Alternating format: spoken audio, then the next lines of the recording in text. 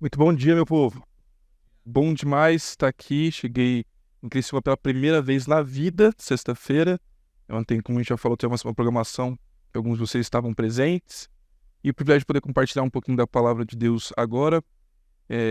Como Paulo falou, eu sou lá de Indaiatuba, interior de São Paulo, cidade do lado de Campinas. Estou lá há mais ou menos um ano e meio, mas sou bem do interior de São Paulo. Daqui a pouco falo um pouco mais sobre isso. Não, tô sozinho, mas não sou sozinho. Então, tenho a minha esposa Thaís. A gente está casado há praticamente um pouquinho mais de 8 anos, na verdade. Temos dois meninos que nos fazem investir bastante energia no cuidado deles.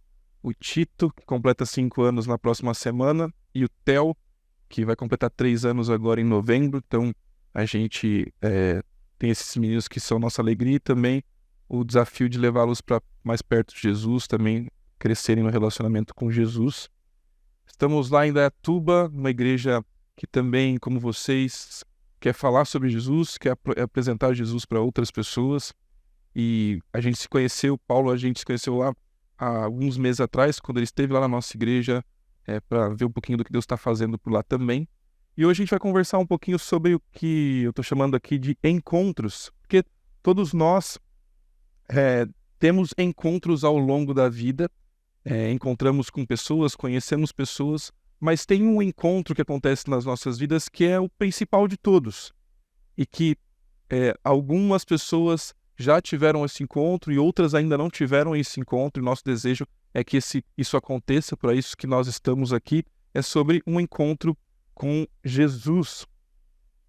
E aí, falando sobre como esses encontros acontecem, essa é uma boa forma de começar uma conversa, principalmente com alguém que você sabe que já segue Jesus. Perguntar como é que foi a sua história de conhecer Jesus. A gente começa a se conectar por conta disso. Porque cada um de nós tem histórias diferentes de como chegou a Jesus ou como está chegando a Jesus. E antes de você se chegar a Jesus, Jesus já queria se chegar a você. Essa é a verdade. Antes mesmo de nós procurarmos a Deus, ainda que você pense assim, puxa, eu estava numa fase bem difícil, complicada da minha vida, e eu decidi que eu precisava de ajuda e eu fui procurar ajuda em Deus. Antes de você decidir procurar ajuda em Deus, Deus já decidiu se revelar, se mostrar a você e vir até nós. E nós nos encontramos com Jesus em momentos diferentes. Tem gente que conheceu a Jesus por meio de da família, que levou desde pequeno para perto da palavra. Tem outras pessoas que passaram anos longe de Deus e descobriu que precisava de um novo caminho. Outros que conheceram a Jesus, mas se perderam e agora estão retornando para Ele. Existem inúmeras histórias de encontro com Jesus e eu quero contar um pouquinho da minha história com Jesus. Eu nasci em uma cidade do interior de São Paulo chamada Tupã. Eu tenho certeza que você conhece, uma megalópole do estado de São Paulo, com os grandiosos 60 mil habitantes, mais ou menos assim. Interior de São Paulo mais próximo do Paraná e do Mato Grosso, assim, lá no mapa. Uma cidade que é pequenininha e que a gente morava próximo da igreja onde eu cresci. Eu cresci numa família que me levava para a igreja, uma família religiosa, só que tinha um ponto. Meus pais me levaram para a igreja desde pequeno, só que aquilo que a gente aprendia e ouvia na igreja, na hora que alguém estava falando, algum professor estava ensinando, aquilo que eu aprendia lá não fazia sentido com o que eu via dentro de casa. Quando eu era pequeno, criança, eu dormia dos bancos da igreja, eu estava lá, mas aquilo eu ainda não entendia. Quando eu comecei a perceber, já um pouquinho mais velho, que aquilo que a gente aprendia não era o que eu via meus pais viverem. Isso começou a gerar alguns conflitos na minha mente. Meus pais me amavam muito, a gente via o quanto eles se empenhavam para cuidar de mim e da minha irmã. Eles, aquele tipo do pai, né? De abrir mão de tudo, uma família simples, com poucos recursos, abrir mão de tudo para dar o melhor do que eles podiam para os filhos. Mas aquilo que a gente aprendia sobre Jesus não era o que a gente via dentro de casa. E com 9, 10 anos eu comecei a ter alguns conflitos quanto a isso, a ponto que meu pai tinha deixado de seguir e de caminhar nesse relacionamento com Jesus, a ponto de que eu queria ficar com meu pai no domingo, o dia que a gente estava indo para a igreja. Meu pai falava, não, você tem que ir para a igreja. E eu achava isso um absurdo. Eu falava, por que eu tenho que ir para a igreja se você não vai? Garoto de 10 anos questionando o pai. Meu pai falava, não, por isso é bom para você. Isso é bom para mim, por que não é bom para você?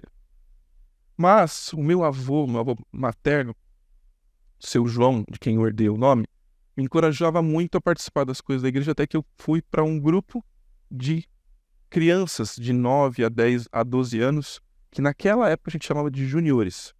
A gente tinha esse encontro aos sábados à tarde, e eu comecei a ir para essa programação e eu gostava de estar lá. Mas eu gostava de estar lá porque tinha crianças, tinha brincadeira, tinha lanche, tinha amigos e tinha uma história. E a primeira coisa que me conectou com a Igreja de Jesus e com relacionamentos que seriam muito fundamentais para a minha vida foi ter amigos ali. Talvez seja também parte da sua história, encontrar gente que é agradável, que é gostoso de estar junto, e daqui a pouco você começa a perceber que tem algo mais ali que te conecta. Bom, eu estava ali com aqueles amigos, era muito especial, até que começou um objetivo daquele grupo. A pessoa que liderava, a tia do grupo que liderava, decidiu que no outro ano a gente iria para um acampamento. Um acampamento que seria numa outra cidade, aproximadamente 500 quilômetros de onde a gente estava, lá em Atibaia. Então, a gente precisava se organizar o ano todo para poder viajar para lá. Isso significava economizar dinheiro, isso significava levantar recursos para o acampamento, para o ônibus. Minha mãe começou a se empenhar por isso, porque a gente não tinha recursos. A gente não tinha, era muito simples dentro de casa, faltava algumas coisas. Então ela começou a vender algumas coisas. Então vendeu lanche, vendeu pizza, vendeu cachorro-quente, aquelas promoções que algumas igrejas costumam fazer. Minha mãe bateu os recordes, conseguiu pagar só com as promoções a minha ida e da minha irmã. Ainda sobrou um dinheirinho pra gente ir na cantina. A gente chegou lá, nesse acampamento, a gente brincava muito, era o dia inteiro com esporte, com atividade, com quarto, com um monte de crianças na época, né, fazendo a competição. E sempre tinha uma história bíblica, de manhã e de noite, que era contada de uma forma ativa e que explicava para as crianças quem era Deus e como elas precisavam de Deus. Até que em um desses dias, eles começaram a contar a história de um homem e de Deus, e como eles estavam distantes um do outro, e que isso acontecia por conta de uma realidade chamada pecado. E eu entendi que aquele homem que precisava de Deus, que tinha uma distância de Deus por conta do pecado, era eu. E eles estavam desenhando isso. E no final eles falaram: se você entende que você precisa chegar a Deus, você precisa de Jesus, você quer entregar sua vida para Jesus? E eu fechei os meus olhos junto com quando eles fizeram esse momento ali, e entreguei minha vida para Jesus com 12 anos. Na hora eu estava tão, assim, impactado por aquilo que estava acontecendo que eu fechei meus olhos, estava tentando falar com Deus do meu jeito, mas o tio do quarto achou que eu estava dormindo, porque acampamento todo mundo fica cansado, e deu um cutucão em mim assim, bravo. Eu falei: não, eu tô falando com Deus. Voltei para minha cidade, voltei para minha igreja, falei: puxa, agora eu quero me batizar, eu quero estar mais conectado. E comecei a me envolver com a vida da igreja. Aqui tem algumas fotos disso, esse menininho bonitinho aqui, já fui assim, bonitinho. Ali tô com a minha irmã, e aqui a gente tá nesse acampamento que eu tô te falando, quando eu encontrei Jesus me encontrou.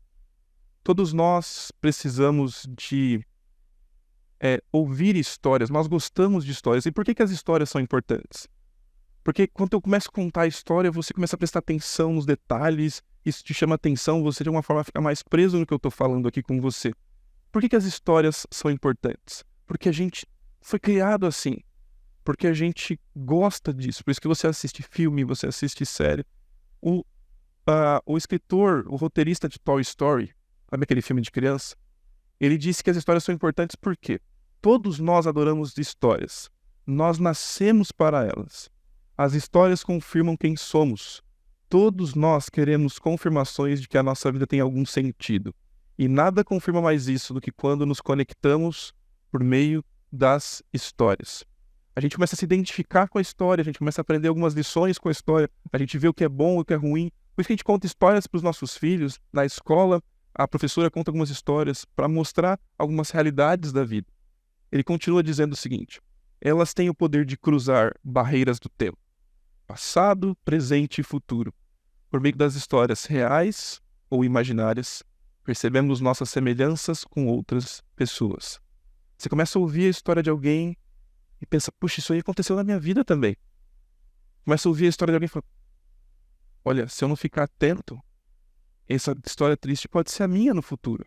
E as histórias meio que agarram o nosso coração.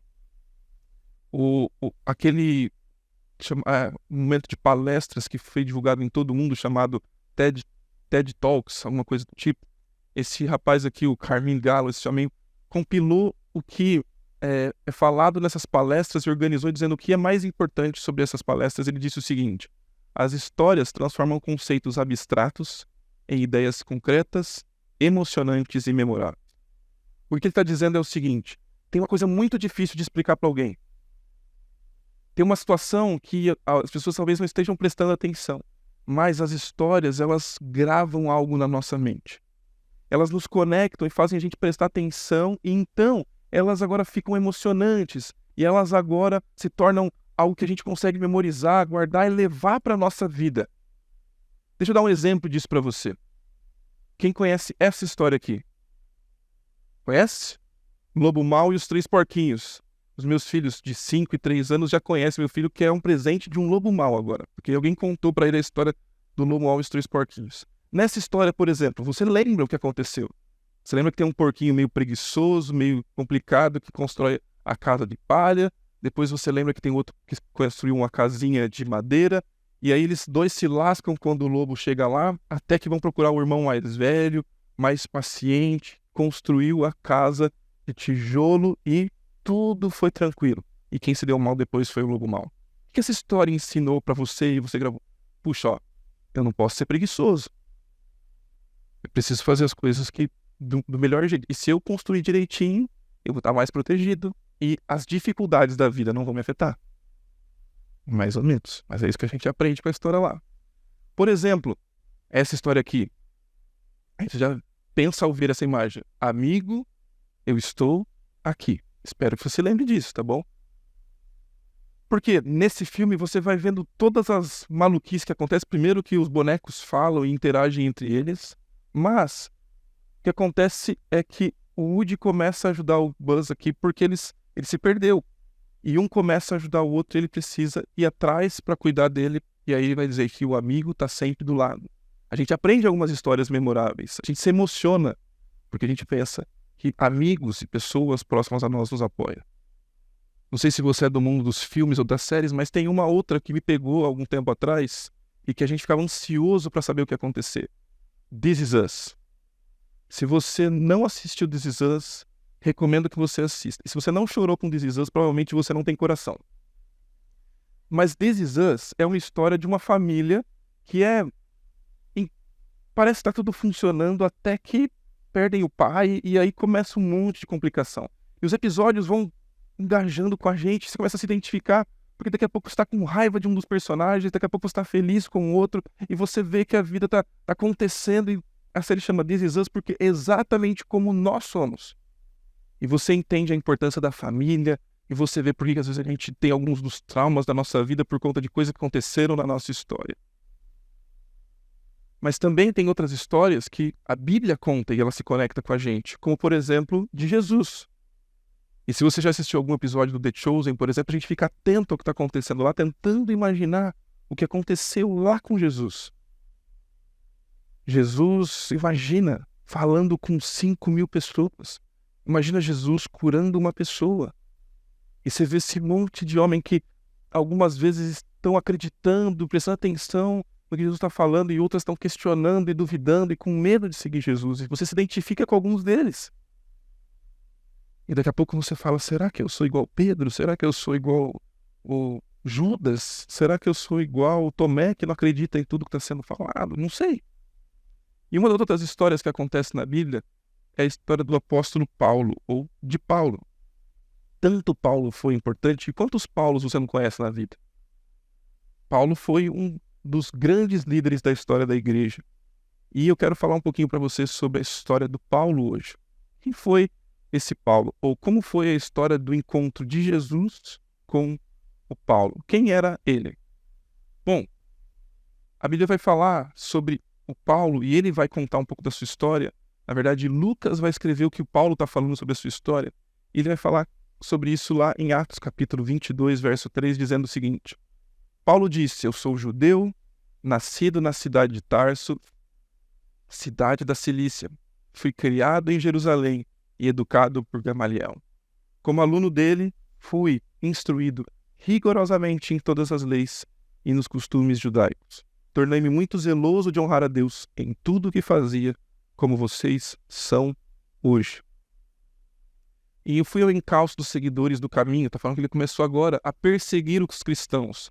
Ele era um judeu e o movimento do cristianismo, aqueles que seguiam Jesus, cresceu, e agora ele vai pegar esse povo porque ele acha que esse povo está errado, ele vai atrás desse povo, perseguindo alguns, e Paulo é aquele que inclusive persegue alguns desses cristãos até a morte, prendendo homens e mulheres e lançando-os na prisão.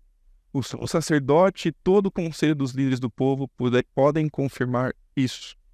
Nesse momento, Paulo está diante de alguns dos líderes, porque agora ele é um cristão, e ele está sendo perseguido agora, aquilo que ele fazia com outros, por ser um seguidor de Jesus.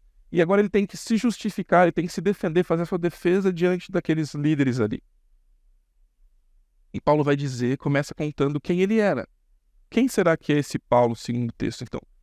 Primeira coisa é dizer que Paulo era intelectualmente notável. Paulo era alguém que estava no meio acadêmico mais importante da sua época. Paulo foi treinado, segundo o texto trechinho que a gente leu, por Gamaliel. Gamaliel seria algo do tipo como um grande acadêmico de uma grande universidade do país, ou se fosse daquelas universidades mais famosas, e talvez seria o reitor, um grande professor em Yale, em Harvard, daquelas que aparecem nos filmes, sabe? Isso era Gamaliel. E Paulo teve o privilégio de não só conhecer Gamaliel, mas andar com Gamaliel. Ele não só andou com Gamaliel, mas era aqueles alunos de destaque. Sabe aqueles que você fica com raiva na turma que sabe tudo? Paulo era um camarada que era diferente. Paulo era intelectualmente notável. Paulo era sábio e inteligente quanto às escrituras do Antigo Testamento. Paulo era conhecedor das línguas, Paulo conhecia a cultura, Paulo conhecia a filosofia. Paulo era nerd. Paulo sabia um pouquinho de tudo. Esse era o Paulo. Mas Paulo, segundo o texto também, ele era socialmente respeitado. Paulo fazia parte de um grupo seleto dentro da religião judaica, que eram os 70, os mais importantes ali. Ele era um sacerdote, alguém que tinha uma atenção do povo como religioso. E aí ele era admirado. Todo mundo passava, aquela coisa que passa na rua assim, não sei se tem gente muito famosa aqui em Criciúma, mas sabe aquela pessoa que passava assim, olha esse cara aqui, sabe quem é? Eu morei um tempo na cidade de Santos, e raras vezes a gente via na rua algum jogador do Santos. Eu falava, isso aqui. Minha esposa não fazia a menor ideia quem eram os jogadores do Santos, mas eu falava, esse cara aqui não jogou do Santos. Uma vez eu tava lá em Atibaia e passou o camarada do Jota Quest, Rogério Flauzino, e fiquei, será que eu vou lá tirar uma foto com ele ou não? Paulo era mais ou menos isso. Todo mundo andava na rua e sabia, esse aqui é o Paulo. Todo mundo admirava, todo mundo sabia, ele era reconhecido, ele se destacava. Se fosse hoje em dia, Paulo ia ter milhões de seguidores. Ele ia ser famoso. Religioso, intelectualmente notável, socialmente respeitado. Também ele era moralmente impecável, segundo o texto está falando aqui. Paulo era aquele camarada que cumpria tudinho que a lei dizia. Era aquele camarada que obedecia tudo que o Antigo Testamento ensinava. Paulo cumpria as festas que tinham que ser cumpridas no Antigo Testamento. Paulo guardava o sábado que precisava ser cumprido. Paulo tinha memorizado trechos das Escrituras. Paulo é aquele camarada que fala assim, que a gente imagina, né, quando vai para uma igreja, por exemplo. Se aquele camarada não vai para o céu, ninguém vai. Porque ele se destaca. Ele era um religioso perfeito, moralmente impecável.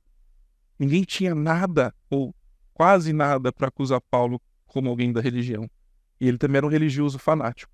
Tão fanático, que o texto que a gente leu mostra que ele acreditava tanto naquilo, a ponto de perseguir quem cria de forma diferente dele. O cristianismo começa como um movimento que diz que não era as leis do Antigo Testamento que salvavam, mas Jesus era quem salvava. E aí começa um embate. Não sei se você conhece um pouco da história do Novo Testamento, mas começa um embate. Por quê? Os judeus achavam que ali tinha um grupo que estava querendo inventar a roda ou fazer algo completamente errado. Então, são os judeus os primeiros a perseguirem os cristãos. Eles estão criando um movimento aí, uma seita, uma coisa errada. E Paulo era tão fanático por aquilo que ele acreditava que ele começou a perseguir os cristãos. E perseguir tanto que, como diz o texto, ele levava os cristãos à morte. Tem uma das histórias que a Bíblia vai narrar, de quando Paulo estava aprovando, e não só aprovando, mas forçando a barra para que um dos homens mais corretos, mais piedosos, fosse assassinado. Estevão. Paulo está lá. A Bíblia vai dizer que Paulo consentia com tudo que estava acontecendo. Paulo era aquele camarada que falou assim, não, vocês estão errados, gente. Isso aqui é o certo, isso aqui é o puro. Só que tem um ponto na história de Paulo. Paulo era sincero, mas Paulo era sinceramente errado. E às vezes a gente pensa que sinceridade é tudo que a gente precisa. Não, eu sei que eu tenho uns problemas, mas eu sou sincero, eu não engano ninguém. Eu sei o que está errado na minha vida, eu não engano ninguém. Não, eu vou na igreja, mas eu não sou muito comprometido, eu sou sincero. Mas Paulo acreditava tanto que aquele era o caminho correto, que ele dedicava a sua vida completamente àquilo. Só que ele era sincero, mas à medida que a vida dele foi acontecendo, ele teve encontro com Jesus, ele descobriu que ele era sinceramente errado. É isso que o Martin Lloyd-Jones vai dizer no livro, que tem esse título, Sincero, mas Errado. Ele está falando sobre o Paulo em um trecho do livro e diz o seguinte: ele nos diz repetidas vezes que nos dias anteriores à sua conversão, quando perseguia a igreja de Deus e massacrava os cristãos, fazendo tudo ao seu alcance para exterminar a causa cristã, ele era perfeitamente sincero. Ele diz, o Lloyd Jones está falando que Paulo dizia que fez tudo com boa consciência. Paulo acreditava tanto que aquilo que ele vivia era verdade, que ele se dedicava completamente àquilo. Ele não era um camarada meio, eu vou quando dá, eu não estou muito nem aí. Paulo era empenhado. Paulo era um profundo conhecedor de tudo aquilo. Ele massacrava os cristãos sabendo o que estava fazendo, porque ele acreditava que aquilo era verdade. Ele fazia tudo ao seu alcance. Mas Lloyd Jones continua dizendo, ele não apenas pensava que estava certo, mas ele tinha convicção disso. E cria do mais profundo do ser que estava fazendo algo que era agradável aos olhos de Deus. Era sincero e zeloso. Era totalmente entregue ao que fazia. Paulo é o tipo de camarada que tinha convicção do que estava fazendo. E a gente às vezes conhece pessoas assim e talvez seja alguma pessoa assim que tem certeza de que está no caminho correto. Que as escolhas que tem feito, que aquilo que acredita é o melhor. E talvez como Paulo, a gente pode ser sincero, mas sinceramente errado. Como Paulo, talvez alguns de nós, e pessoas que conhecemos, têm religião. Porque alguns pensam assim, não, o problema do ser humano é não acreditar em nada. A pessoa precisa acreditar em alguma coisa, porque isso faz bem pra gente. Paulo era esse camarada, ele tinha uma religião. Ele não era alguém que não crê em Deus. Por exemplo, no Brasil, a gente tem um número muito pequeno de ateus que se professam como ateus. Muita gente acredita em alguma coisa. Você vai falar sobre Deus, poucas pessoas vão dizer, não, isso aqui nada a ver. Agora, o que isso significa é outra conversa. Mas Paulo tinha uma religião. E a gente não é, hoje em dia, pelo menos no Brasil, criticado por ter uma religião. Paulo era um religioso. Paulo não era só um religioso. Paulo era um religioso que tinha bom comportamento. Paulo não era como aqueles que nos envergonham por ser cristãos, que falam que são cristãos, mas são malucos por aí e fazem coisas que não tem nada a ver com cristão. Não, Paulo era um religioso e vivia aquilo que ele ensinava. Paulo tinha um bom comportamento. Paulo dava atenção para as pessoas, Paulo ajudava os outros, Paulo ensinava a verdade para os outros, Paulo pagava as contas em dia, Paulo era moralmente impecável. Paulo acreditava que tinha um propósito de vida. Paulo não vivia um dia após o outro sem saber o que estava fazendo. Paulo acreditava que a vida dele era para Deus. Paulo acreditava que o objetivo dele era purificar o que todo mundo acreditava. Paulo acreditava que ele estava certo. E Paulo acreditava que tinha que fazer algo para a sociedade. Como talvez a gente veja em alguns meios de comunicação, redes sociais, pessoas que promovem algum tipo de ensino e dizem: o que você precisa agora é encontrar o propósito da sua vida. Meu propósito é ajudar as pessoas financeiramente, o meu propósito é ajudar a saúde das pessoas. E acreditam que aquilo é o que elas mais precisam para a vida. Paulo era esse camarada. Paulo conhecia a Bíblia, porque a gente pensa o seguinte: o que falta para as pessoas é que elas não conhecem a Bíblia. E se elas conhecerem a Bíblia, elas vão mudar de jeito de viver. Paulo, meus queridos, conhecia a Bíblia na sua linguagem original. Paulo sabia hebraico. Paulo sabia todas as histórias do Antigo Testamento. Paulo sabia interpretar o Antigo Testamento. Paulo sabia detalhes históricos, gramaticais, que nós, 2000 anos depois, não temos todo esse acesso, talvez. Paulo estava lá. Mas mesmo ele sendo um religioso, de bom comportamento, tendo um propósito de vida, conhecendo a Bíblia, Paulo não tinha Jesus. E quem não tem Jesus vive procurando alguma resposta para a vida. Mas Deus enviou Jesus porque o mundo não tinha condições de salvar a si mesmo. Então a gente precisa de um Salvador. Paulo acreditava que com seus próprios esforços ele poderia encontrar a salvação, o sentido para a vida. Paulo acreditava que se ele se esforçasse muito para obedecer, Deus ia gostar mais dele. Paulo acreditava que se ele fosse puro, ele era merecedor da atenção de Deus. Paulo acreditava que se ele soubesse mais da Bíblia, então ia chamar a atenção de Deus, ou ele ia poder fazer algo relevante para Deus. Mas Paulo não entendeu que os esforços humanos não conseguem alcançar o favor de Deus. Paulo não entendeu que, ou não tinha entendido até então, que não era ele que tinha que merecer a atenção de Deus, mas que só podia vir algo se fosse dos próprios céus, algo extraordinário, que era a pessoa de Deus vindo nos resgatar. Você gostaria de saber se as suas crenças estivessem erradas? Você gostaria de pensar, ou que alguém te expusesse e te confrontasse que aquilo que você viveu uma vida toda está errado? Você consegue imaginar isso? Você cresceu acreditando que aquele livro era o certo. Você cresceu acreditando que o jeito certo de viver é ir para a igreja no domingo. Você cresceu acreditando que o jeito certo de criar os filhos, assim, assado. Como seria descobrir que tudo que você acreditou e investiu sua vida toda está errado?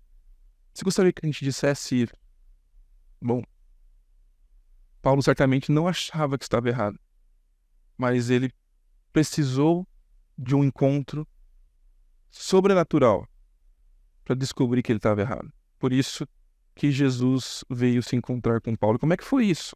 O Paulo vai dizer: quando eu me aproximava de Damasco, por volta do meio-dia, de repente uma luz muito intensa brilhou ao meu redor.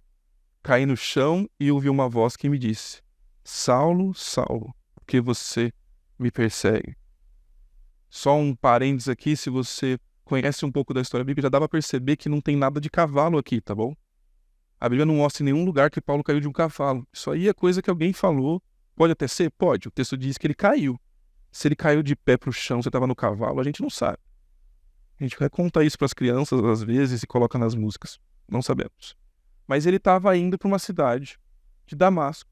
Ele estava indo lá, inclusive, para perseguir cristãos. E aí, nesse meio do caminho, alguém encontra com ele. E essa voz diz: Saulo, Saulo, por que você me persegue? O Paulo fica assustado porque não está vendo, no primeiro momento, ninguém. Ouve a voz e perguntou: quem é? Que devo fazer, Senhor? E o Senhor me disse: levante-se e entre em Damasco e lhe dirão tudo o que você deve fazer. A luz intensa havia me deixado cego e os meus companheiros tiveram de me levar pela mão. Ele te disse: o Deus dos seus antepassados escolheu você para conhecer a vontade dele e cair para ver o justo e ouvir falar dele. Você será testemunha dele, dizendo a todos o que viu e ouviu e o que está esperando. Levante-se e seja batizado. Fique limpo dos seus pecados, invocando o nome do Senhor. O que ele tem nesse encontro com Jesus Jesus está dizendo: Paulo, você viveu a vida toda acreditando estar no caminho correto, mas você precisa ter um encontro verdadeiro comigo. Paulo, seu caminho estava errado, por mais certo que você achava, porque você não tinha a mim, o seu Salvador Jesus, falando para ele. Se arrependa dos seus pecados, volta o seu caminho para mim e seja purificado dos seus pecados. Paulo então se arrependeu. Paulo entendeu que ele tinha vivido para um Deus que não era o Deus verdadeiro e precisava agora se arrepender. Paulo entendeu que ele precisava de um Salvador e precisava de Jesus. Então Paulo se rendeu a Jesus. Ele disse: Senhor, eu estou aqui. Lembra, ele estava perseguindo os cristãos. Ele estava contra toda aquela verdade. E agora ele se rende ao que todos os outros que ele perseguia estavam acreditando. Ele se rende a Jesus. E não só se rende a Jesus, mas ele passou a viver para Jesus. Vai lá, procura aquele camarada, ele vai te ajudar a te orientar, ouça aquelas pessoas, conviva com aquelas pessoas. Ele começou a se render e andar com Jesus e viver para Jesus. E não só isso, mas o texto vai dizer que ele vai passar a ser uma testemunha de Jesus. Ele agora tem uma missão que Deus deu para ele. Você vai ser aquele que vai levar a mensagem para aqueles que não são judeus, ou seja, os gentios. Você vai começar um movimento que vai ganhar proporções por todo mundo, que vai chegar lá em gente, lá em Criciúma. Você vai ser uma testemunha de Cristo. Você vai ser uma testemunha do que Jesus fez e do que Jesus fez na sua vida. John Stott vai falar o seguinte: se perguntarmos o que causou a conversão de Saulo, só existe uma resposta possível. Não se decidiu por Cristo, como poderíamos dizer. Pelo contrário, ele estava perseguindo a Cristo. Paulo não estava procurando Jesus. Paulo, na verdade, estava querendo que as pessoas deixassem de seguir Jesus. Mas o Stott continua dizendo: pelo contrário, ele estava perseguindo a Cristo. É melhor dizer que Cristo se decidiu por ele e interveio em sua vida. Por isso que eu disse no começo que não é você que chega até Jesus, não foi você que procurou Jesus, por mais que você estivesse carente, procurando algum tipo de ajuda e foi até uma igreja, procurou conversar com alguém em algum momento da sua vida. Antes de você fazer esse movimento, antes de você se decidir por esse movimento, o próprio Deus decidiu se revelar a nós. Há mais de 2000 anos, Jesus veio a esse mundo, sendo a voz de Deus, sendo a verdade de Deus revelada a nós. O movimento veio e partiu dele. E o que nós fazemos é, porque ele se revelou a nós, crer nessa verdade. É ele que se encontra com a gente, não é a gente que vai até o encontro dele. É o pecado que encarcera, mas é a graça que liberta. Portanto, a graça de Deus nos liberta da escravidão do nosso orgulho, preconceito, egocentrismo, fazendo-nos capazes de nos arrepender e crer. Não são os nossos esforços, não é a nossa capacidade, mente aberta, uma disposição de confiar em Deus que nos faz aceitos por Deus. Muito pelo contrário, é o próprio Deus que veio até nós revelando o seu amor, mostrando quem Ele é. Então agora nos livra do orgulho, do preconceito, do egocentrismo, de achar que a gente vale alguma coisa. E agora a gente descobre que a gente não vale nada, mas ainda assim Deus nos ama. Não podemos fazer outra coisa quando a gente percebe isso, senão engrandecer a graça de Deus, que teve misericórdia de um fanático enfurecido como Saulo de Tarso, e de criaturas tão orgulhosas, rebeldes e obstinadas como nós. Quando a gente tem um encontro com Jesus, a primeira coisa que a gente percebe é que a gente não é tão bom quanto a gente achava. Na verdade, a gente é tão ruim, que só Jesus tem amado a gente. O nosso problema é que a gente se acha bom porque a gente está comparando com outras pessoas. A gente acha que a gente não é ruim, como uma vez eu ouvi falando de Jesus para um amigo. Não, eu não sou tão ruim assim. E se por acaso um dia eu for pro inferno, eu vou essa pessoa. Mas a gente vai queimar muito mais do que eu pensando ele. Por quê? Porque tem gente muito pior. Nunca matei, nunca roubei, nunca traí minha esposa. Mas nosso problema é muito maior do que esse. O nosso problema é que nós vivemos com nós mesmos. E nós vivemos para tão longe de Deus que acredita que a gente está merecendo dele. Ou a gente acredita que a gente pode ser tão bonito e cheiroso que Deus vai gostar da gente. Tão comportado que Deus vai vir ao nosso encontro. E bater palma e falar: como você é bom, irmão. Mas muito pelo contrário. Quando Jesus vem, ele vem dizer, vocês não conseguem salvar a si mesmos. Vocês são orgulhosos. Vocês são egoístas. Vocês são pecadores. Mas eu amo cada um de vocês. E eu vim para morrer e pagar a culpa que é entre vocês. Mas essa mensagem não é uma mensagem sobre Jesus encontrando Paulo. Porque o objetivo final dessa conversa não é que você saia daqui falando assim, que camarada bacana Paulo, não é? Que história impactante a história de Paulo, não.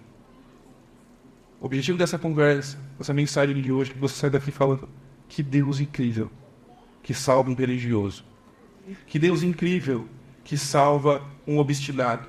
Que Deus incrível, que salva um cara que se acha e quer nos camarada e coloca ele no chão e mostra que ele precisa de um salvador.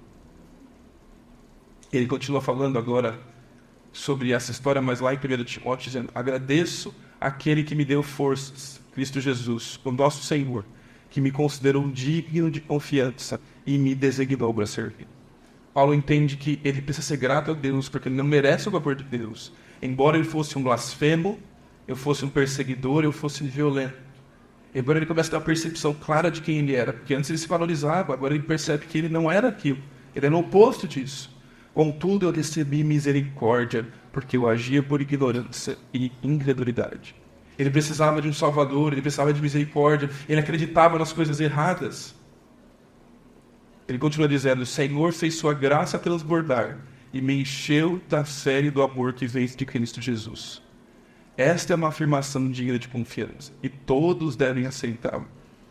Cristo Jesus veio ao mundo para salvar pecadores, e essa colocação é fundamental, dos quais eu sou o pior de todos. O camarada que era famoso, que era intelectualmente notável, que era religioso comprometido, que sabia da Bíblia, entende que Jesus veio para salvar pecadores. E não só isso, ele não veio salvar os pecadores, ele veio salvar a ele mesmo, um pecador. E não só isso, a percepção de que ele era o pior dos pecadores. Uma das primeiras coisas que você precisa é ter percepção de que você é um pecador. E não só a percepção de que você é um pecador, mas é a clareza de que você é o pior de todos. Enquanto nós não tivermos clareza de quem nós somos e de quão distante de Deus nós estamos, a gente não vai precisar de um salvador. Enquanto nós não percebemos que nós estávamos mortos nos nossos pecados, a gente não precisa de um resgatador. Às vezes a gente encontra isso escrito em algum lugar, né? Uma placa de caminhão, um adesivo, fala, Jesus salva. Meu amigo, mas se alguém não se sente perdido, não vai entender por que Jesus salva. A boa notícia do Evangelho, antes de ela ser boa, ela é uma má notícia, que diz, vocês não conseguem salvar a si mesmos. Vocês precisam do Salvador. Nós somos todos aqui. Se tem uma coisa que identifica a gente, não é o time que a gente torce, a cidade que a gente nasceu, mora, a conta bancária. Se tem uma coisa que identifica todo mundo aqui, é somos pecadores. E se Deus for nos salvar, a gente está encolado. Mas foi por isso que eu, o pior dos pecadores, recebeu misericórdia, para que assim Cristo Jesus mostrasse o quanto ele é paciente. Ao te salvar, Jesus mostra que ele é paciente. Ao me salvar, ele mostra que Jesus é paciente. Desse modo, eu sirvo de exemplo para todos que vieram a perder e pela que você tem. Como é que é a nossa história, que estão agora olhando para a história de Paulo? Lembra que a gente olha para as histórias e começa a perceber como elas se conectam com as nossas vidas? A gente olhou para o Toy Story, para os porquinhos com luva. Como é que a história de Saulo se conecta com a nossa? Jesus alcança pessoas que resistiram a ele. Alguns aqui se resistiram a Jesus por anos, que se afastaram e voltaram a resistir de Jesus por algum momento. Pessoas que você conhece e resistem a Jesus por anos. Alguns de vocês resistiram de Jesus dentro da igreja, fazendo coisas para Deus. Jesus alcança pessoas que estão sinceras, mas que são sinceramente erradas. Jesus alcança pecadores que são gente boa. Sabe aquela pessoa que fala assim, camarada bom, só falta Jesus na vida dele. Meu amigo, ele não entendeu nada. E Jesus é o nosso bem mais precioso. E Jesus salva nossas vidas para sermos testemunhas dele. Como eu sei que eu tive um encontro com Jesus? Como que você pode pensar e avaliar a sua vida para ter certeza se você teve um encontro com Jesus? Ou se você cresceu na igreja e nem tem certeza disso? Vamos olhar a história de Paulo e avaliar as nossas vidas. Em Atos 26, contando a mesma história da vida dele, agora diante do rei Agripa, ele começa a falar o que aconteceu. E vai falar novamente essa história dizendo: eu anunciei primeiro a mensagem em Damasco, depois em Jerusalém, em toda a Judéia e também aos gentios, dizendo que todos devem se arrepender. Quer saber se você teve um encontro verdadeiro com Jesus? Você teve arrependimento? E arrependimento não é aquela coisa assim, puxa, deu errado, hein? Agora eu não quero essas consequências. Arrependimento é: eu sei que eu sou um pecador. Eu sei que eu não consigo resolver a minha vida sozinho. Eu preciso de um Salvador, eu preciso de Jesus. Arrependimento. A segunda coisa é: eu preciso voltar para Deus. Eu não preciso da ajuda do pastor, eu não preciso da ajuda de um líder, eu preciso da ajuda de Jesus, porque só Ele pode me salvar. Voltem-se para Deus. É confiar em Deus. É aquela sensação de que se eu não me agarrar em Jesus, eu vou morrer afogado. Se Ele não vier, eu estou enrolado e não tem jeito de salvar a minha vida. E não só isso. Além de arrependimento e fé, confiança em Deus, elas precisam mudar de rumo. Isso significa transformação, isso significa mudança. Quem crê em Jesus não pode mais ser o mesmo, precisa mudar a forma com que fala, precisa mudar o conteúdo que assiste, precisa mudar o jeito de cuidar da família. Se você teve encontro com Jesus, mas as coisas não têm mudado na sua vida, ou você não teve encontro com Jesus, ou você não entendeu o que o encontro com Jesus significa. E andar com Jesus muda tudo. Deixa eu desenhar isso para você, tá bom? Olha para a história de Paulo e avalie a sua. Antes de Jesus, nós somos autossuficientes. A gente acha que a gente consegue resolver a nossa vida, o nosso problema, e só quando as coisas não funcionam que daí a gente grita desesperado por ajuda. Mas depois de Jesus a gente se torna dependente. A gente percebe que a nossa vida não vai funcionar. E que no final das contas, ela não vai funcionar aqui porque a gente precisa depender de Deus. E que essa vida vai passar. E que ainda assim a gente precisa depender de Deus. Antes de Jesus a gente confia na nossa obediência, na nossa capacidade de fazer as coisas direito. Mas depois de Jesus, a gente passa a confiar na misericórdia, no perdão de Deus. A gente tem vergonha, de um certo sentido, porque a gente sabe que o nosso melhor não é digno de ser recebido por Deus. Mas por isso que Ele enviou o Seu Filho, e agora a gente pode oferecer a nossa vida, a nossa adoração, as nossas vozes, os nossos talentos, porque Ele recebe, não porque nós somos bonitões para entregar algo para Ele, mas porque Ele nos deu dignidade para entregar tudo isso nas mãos dEle. Antes de Jesus, a gente fica procurando a Deus para encontrar bênçãos, para encontrar coisas boas. A gente quer encontrar em Deus só um jeito de fazer a vida funcionar. Mas depois de Cristo, a gente vive pela graça. A gente sabe que tudo é presente de Deus. Se as coisas não vão tão bem quanto a gente acha, a gente sabe que Deus está cuidando da nossa vida. Antes de Jesus, a gente vive para nós mesmos. Mas depois de Cristo, a gente passa a viver para Jesus. Pouco importa mais a minha vida se eu puder viver para Jesus. Antes de Cristo, a gente fica buscando reconhecimento, até mesmo dentro da igreja. Puxa, ninguém me percebeu, ninguém me deu atenção, ninguém valorizou o que eu fiz. Mas depois de Jesus, a gente passa a ser testemunha dele. Porque isso é o mais importante. A gente não está preocupado com a nossa vida, mas em apontar para ele. Quando nós encontramos com Jesus, o que faltava não falta mais. O buraco das nossas vidas, o vazio da nossa existência. Talvez pode faltar alguns reais para pagar as contas, talvez falta saúde, talvez falte o filho que eu não tenho, a namorada que eu não encontrei. Mas quando a gente encontra Jesus, tudo isso é tão pequeno, porque o que faltava não falta mais. Quando os incrédulos, existem muitos Saulos de Tarso no mundo. Como ele, são intelectualmente bem dotados e têm caráter. Pessoas com quem você trabalha que são bem comportadas e honestas. Homens e mulheres de personalidade, energia, iniciativa e impulso, tendo a coragem de suas convicções seculares, profundamente sinceros, mas sinceramente enganados. Viajando de Jerusalém para Damasco, e não de Damasco para Jerusalém, duros, teimosos e até mesmo fanáticos em sua rejeição a Jesus Cristo. Mas eles não estão fora do alcance da sua graça soberana. Talvez esse seja o seu caso. Pessoas que viveram uma vida impecável, mas não encontraram o Salvador e continuam com um vazio dentro do coração. Talvez seja o exemplo de alguém que você conhece, mas que também precisa de um Salvador. No final das contas, somos todos duros, teimosos e até fanáticos que rejeitam a Jesus. Mas sabe o que é incrível? Eles não estão longe de encontrar um Salvador que pode quebrar o coração deles.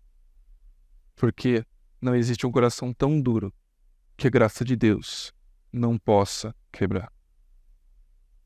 Talvez seja o seu coração duro que precisa ser quebrado hoje. Talvez seja o coração do seu filho que está distante de Deus e você está orando e precisa do coração quebrado.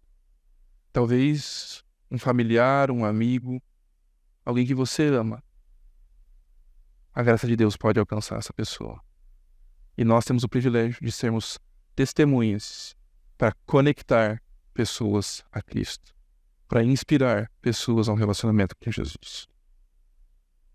Se você sair dessa mensagem de hoje sem esquecer de 3 verdades. A primeira delas é que antes de encontrar Jesus, Ele decidiu se encontrar com você. E a pergunta é, você já teve um encontro com Jesus? Não estou perguntando se você é batizado, se você faz muitos anos que você vai à igreja. Você já teve um encontro verdadeiro com Jesus? Ele é o Senhor da sua vida? Encontrar Jesus nos leva a uma completa transformação. O que deve mudar em você hoje? Todos nós estamos num relacionamento crescente com Cristo. Isso significa que tem alguma coisa hoje que ainda não se parece com Jesus. O que precisa mudar? E por último, encontrar Jesus nos faz testemunhas dele. Compartilhe a sua história com outros. Mas, João, eu não sei falar como vocês, pastores que pregam, eu não sei. Sabe contar a sua história da sua vida? Sabe dizer como foi esse encontro? Conta sobre a sua história para as pessoas. E fala sobre o que Jesus fez e está fazendo na sua vida. Seja uma testemunha dele. Quem se encontra com Jesus, agora começa a falar sobre esse Jesus, para que outras pessoas possam ter encontro com o Mestre também. Se você puder, feche os seus olhos. Eu quero falar com Deus, orar por nós. Senhor, muito obrigado pelo privilégio que temos de te conhecer. Muito obrigado porque o Senhor decidiu me alcançar, Deus. Ainda pequeno, de uma família que era religiosa, Deus, mas o Senhor decidiu mostrar para mim que não era a minha religião, o meu bom comportamento, que me levavam ao céu, ou principalmente ao Senhor, mas que eu precisava de um encontro verdadeiro com o Salvador Jesus. Obrigado porque o Senhor fez isso com vários que estão aqui, Deus. E se tem alguém que ainda não teve esse impacto, essa percepção nítida de que precisa de arrependimento e confiar em Jesus, que esse dia seja um dia de decisão pelo Senhor, Deus. Deus, mas também obrigado porque o Senhor tem me dado o privilégio, dado o privilégio de tantos aqui, de testemunhar do que o Senhor está fazendo nas nossas vidas. Deus, mova e impacte essa igreja, para que a gente possa contar as nossas histórias de transformação, as nossas histórias de encontro com o Salvador, para que mais gente possa se conectar com o Senhor, Deus. Cuida dessa igreja, Deus, eu te agradeço pelo privilégio de conhecer e ver o que o Senhor está fazendo aqui. E que o Senhor continue, Deus, trazendo pessoas para mais perto do Senhor. Restaurando pessoas que se perderam na jornada, mas principalmente, Deus, trazendo luz para aqueles que nunca conheceram a verdade. Deus, que essa igreja possa ter a alegria de batizar tantas pessoas e trazer tantas pessoas para ter um encontro verdadeiro com Cristo. Que mais e mais pessoas entrem por essa porta, Deus, e possam encontrar um Salvador, Deus, que elas estão procurando e angustiadas por toda uma vida. É em nome de Cristo, Deus, o nosso Salvador, que nós oramos. Amém e amém.